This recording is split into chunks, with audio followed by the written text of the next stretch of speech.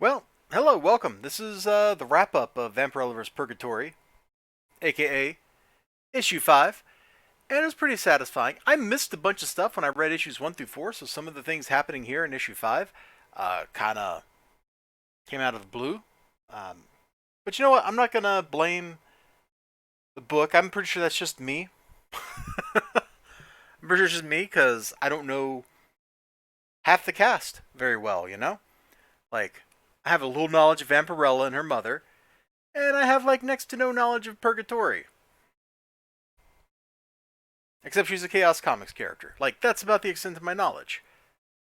So when we apparently I somehow completely missed the big reveal of who was manipulating Purgatori, and which is apparently herself from the future, with Lilith manipulating that self. Like, we have levels here, okay?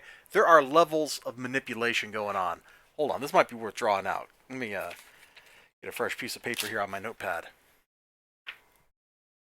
Alright, so we've got the present, we've got the future. So here's Lilith here in the present, and here's Purgatori. So she's influencing her, who's back here influencing like that. Like, does that make sense? Like, boom, boom, boom. But of course, there's also Lilith here, who's manipulating, which I guess also means that Lilith is manipulating herself.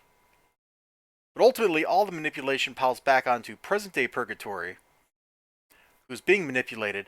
But, as we learn in this issue, there's also some of this going on. And then that also means that this is going on, so that this doesn't do that. All right, so there's the politics of the situation. Yep, there we go. All right, so now that we've made everything clear, you understand all the relationships. Future Purgatori looks pretty cool. I like the glowy line art like effect thing. I think that's kind of neat. So the ultimate goal of all this. So okay, where do I start?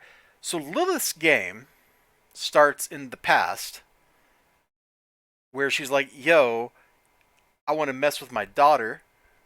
Okay, so I'm gonna destroy the world, and then Purgatori gets involved because Lilith has manipulated Purgatori. There's definitely like a time cycle, like a time loop going on here, where things can only happen because they've already happened.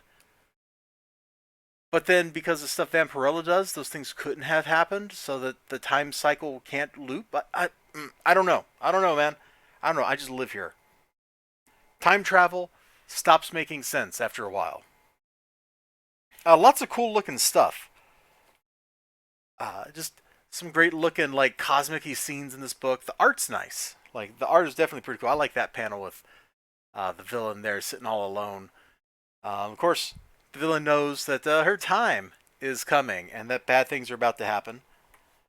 Vampirella and her mom, naturally, they have a little throwdown. Look at that backhanded whap, bam, whap, just whap. Things seem a little convoluted. I think that's kind of my takeaway here.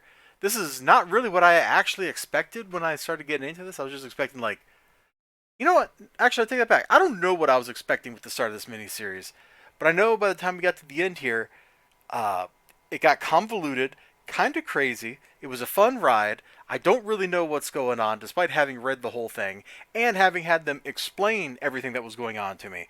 That's one thing that happens in this. At the end of the book, they sit down and they explain everything that happened. So I guess maybe the writer thought it was a little complicated or something if you're going to go through that kind of trouble. But I'll say this, it was all right. I don't regret reading it or anything like that. I'm still not exactly sure what happened, like, through the whole thing, I mean. Vampirella's clever scheme to save the world uh, is actually pretty clever. I am 100% on board with how that went down. You have to read it to find out exactly what she does. But it all comes back to this picture. Right there. So this should just be the cover of the book, right here. We don't need these like mostly naked women. We just need this right here. Vampirella versus Purgatori, and then here's the relationship flow chart for who's manipulating who. It's kind of crazy and kind of fun though, so I got to give the book that. You all take care of yourselves. Hope you have a great day. Remember to like, comment, subscribe, all that good stuff. Until next time, bye bye.